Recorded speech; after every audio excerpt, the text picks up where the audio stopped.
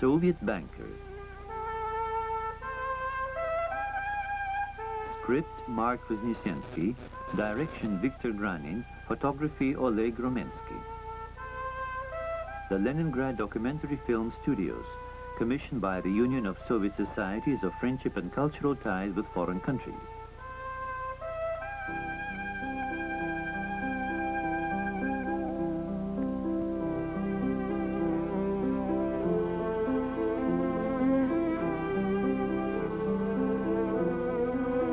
Moscow, the capital of the USSR and the center of its crediting system, the State Bank.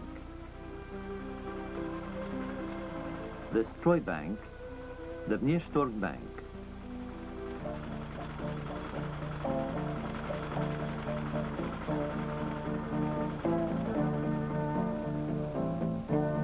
The field of their activities extends throughout the country. They have ties with many foreign states, hundreds of thousands of accounts with all sorts of enterprises, organizations and construction sites, whose work is determined by the National Economic Plan.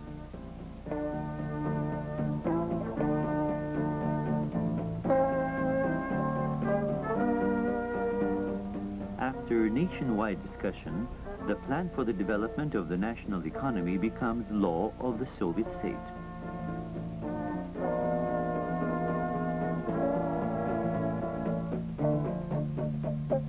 Crediting and financing institutions are called upon to secure the law with all the means possessed.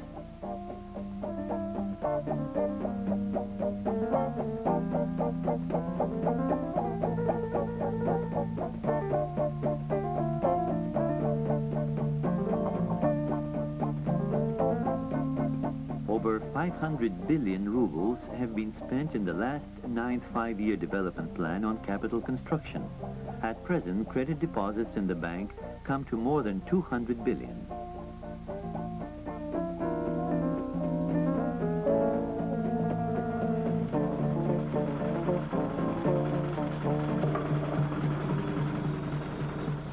Soviet money. Each banknote indicates that it is guaranteed by gold, precious metals, and other assets of the state bank.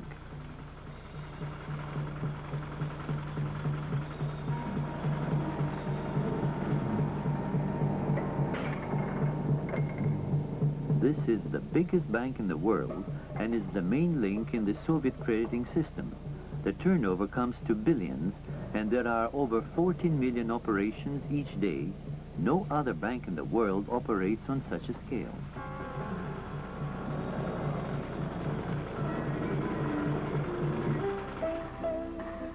The bank's administration.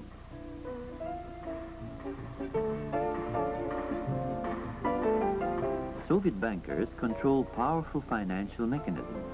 Over 100,000 specialists with diplomas and the highest qualifications work in the banking system, which has 4,000 branches and 80,000 savings banks.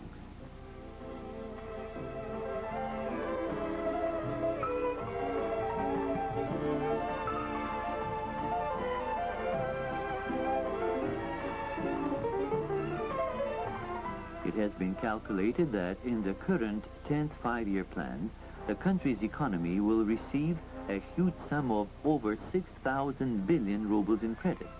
The state bank has started out with nil, but throughout the 60 years, the Soviet ruble's purchasing power had constantly grown. That's the first Soviet money. The Civil War and counter-revolution had eventually forced its value down.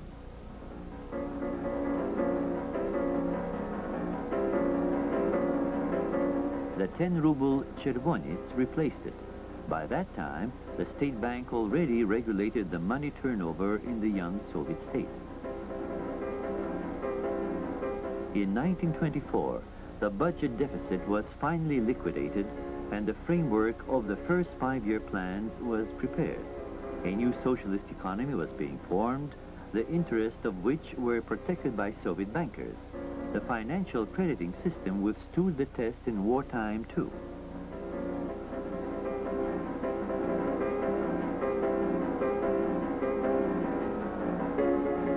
Socialism has no well-beaten tracks nor did it have anyone to invest billions into its war-ravaged economy. But it did have deft hands and gifted minds. The country healed its war wounds and created an even more powerful economy of a developed socialist society.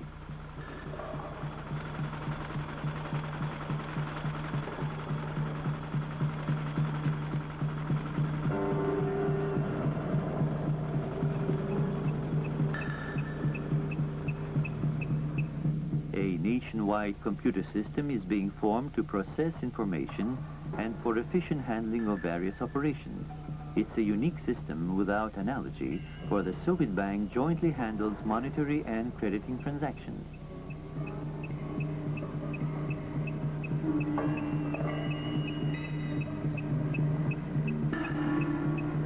But not a single computer can replace the human being in foretelling the future.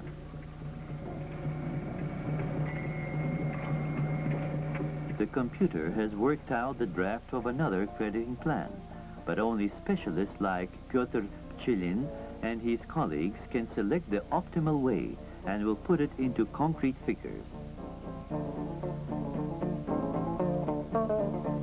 Each of these figures controls millions of credits, and bank employees are frequent visitors to places the credits are extended to.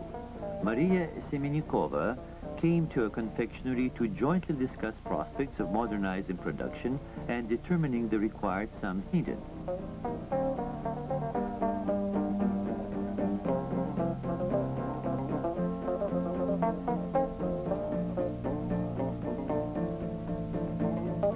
The manager of a large branch of the State Bank in the Russian Federation, Sergei Egorov, works in close contact with his clients who are builders.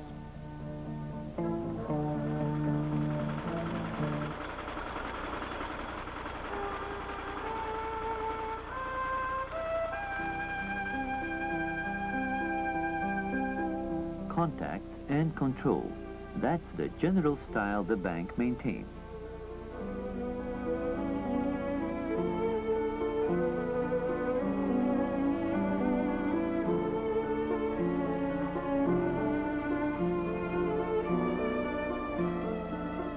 The heads of the Republican office in Kiev often invite plant specialists to discuss the best ways to utilize the credits.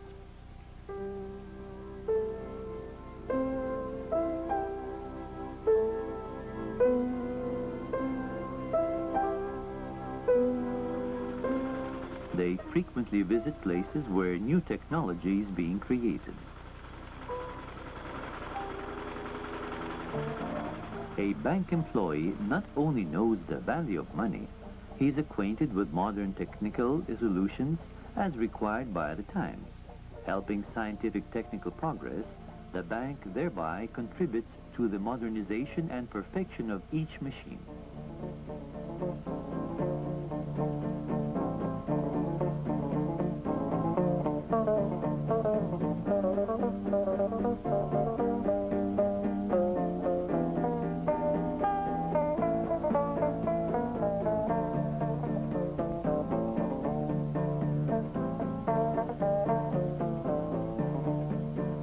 The regional bank is the local link in the complicated crediting system.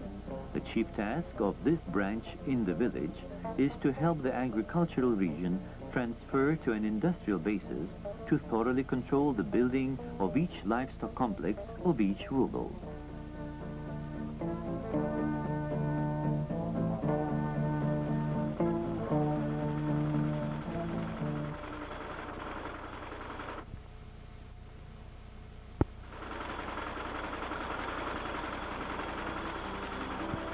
This setup in any of the 15 Union republics is primarily determined by its expediency.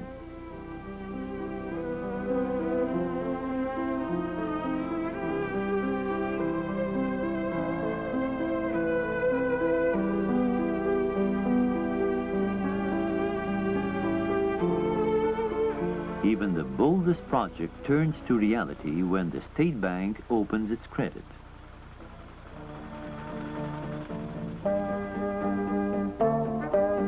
And only after that, powerful technology comes to the dry, hungry steppes, and then life-giving moisture that alters the face of deserts. For example, in the 10th five-year plan, slightly less than 40 billion rubles will be spent on land reclamation. Representatives of the bank are usually on the spot of such bold enterprises.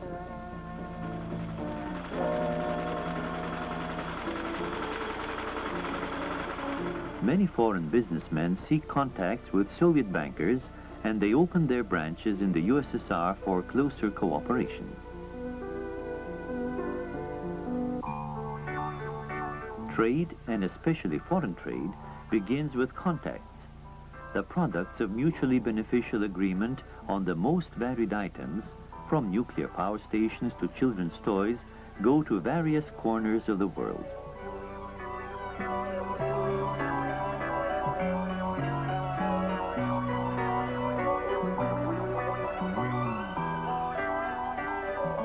Foreign customers willingly purchase jewelry, precious stones, and gold through representatives of the Vneshtorg Bank.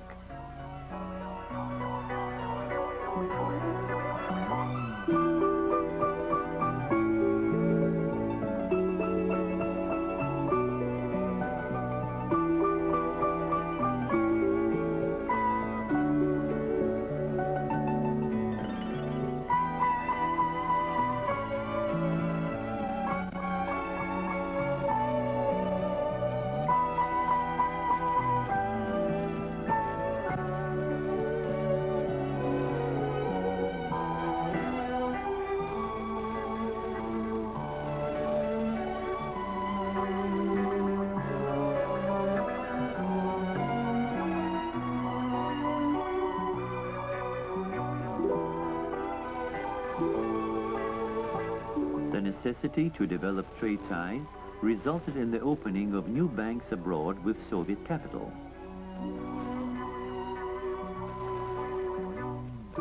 Similar banks have been operating for many years in Britain, France, the Federal Republic of Germany, Iran, and other countries. Foreign financiers in turn come to Moscow more often.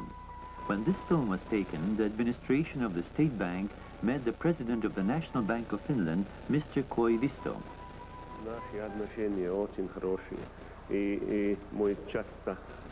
Our relations are very good, and we often see each other. We have many questions, and we usually discuss them in a very good atmosphere.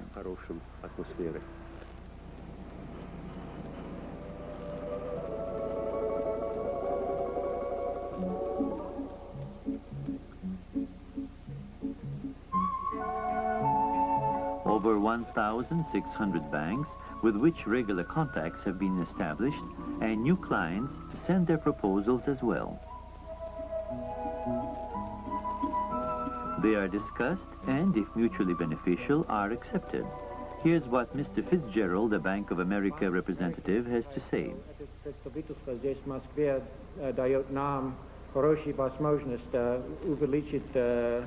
The Bank of America believes that such representation gives a good opportunity to increase our contacts with the Soviet State Bank, the Vneshtorg Bank, and other banks in Moscow. I think our relations will be expanded in future.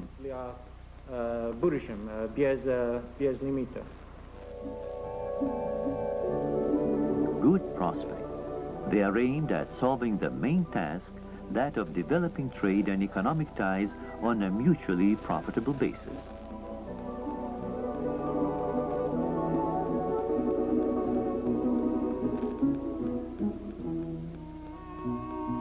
Encouraging the development of trade in the country, employees of the State Bank thereby create maximum convenience for customers.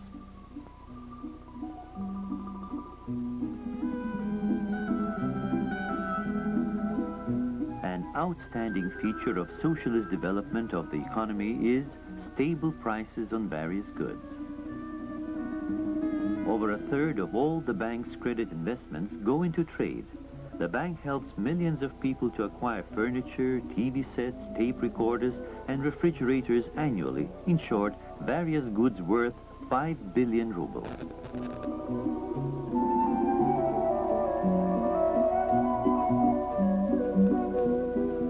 Large sums are also given in loans to those building new cozy apartments and homes in the cities and villages.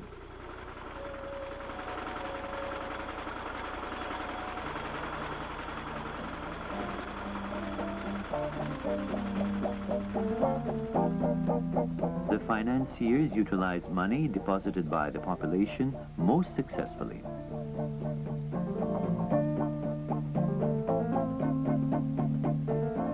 $107 million depositors place over 90 billion rubles of their money in the savings banks of the state bank. Such confidence of the people in their bank requires no comment.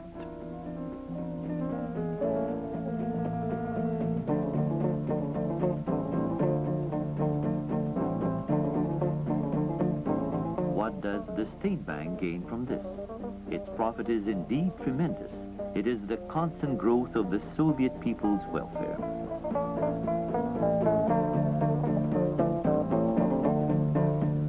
Every minute, the population of the USSR increases by 8 persons.